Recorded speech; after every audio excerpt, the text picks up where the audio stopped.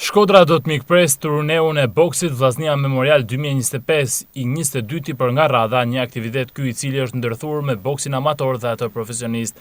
Trajneri i Vllaznisë në boks Lazarin Vila bën të ditur se aktiviteti është planifikuar të zhvillohet fundjavën e ardhshme, duke patur në program 3 ditë konkurim në ring, ku 2 të parët janë për kategorinë amator dhe dita e tretë do të ketë finalet e boksit amator si dhe ndeshjet profesioniste. Ekipi i Vllaznisë ka kohë që është në stërvitje intensive me 2 seanca, posaçërisht u përgatit sidomos për aktivitetin Memorial Vllaznia që bëhet në kujtim të ish boksierave më të mirë që Shkodra ka pasur dhe më të mirë të Shqipërisë.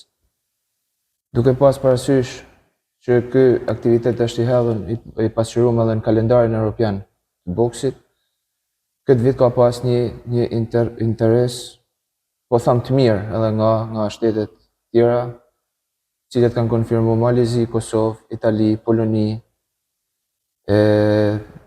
Presim sot ose nesër të konfirmojnë edhe Franca. Besoj që ka më bërë një aktivitet shumë i mirë, shumë i fortë, shumë i bukur.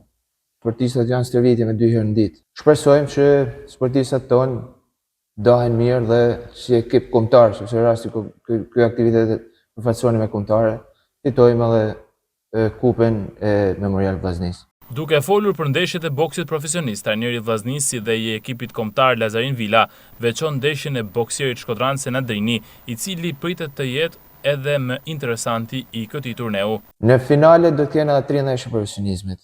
Të këto ndeshje të profesionizmit një ndërta është Senadrini, Alban Beqiri dhe një çift vajzash, të cilat njëra vjen nga Gjermania dhe tjetra vjen nga Italia.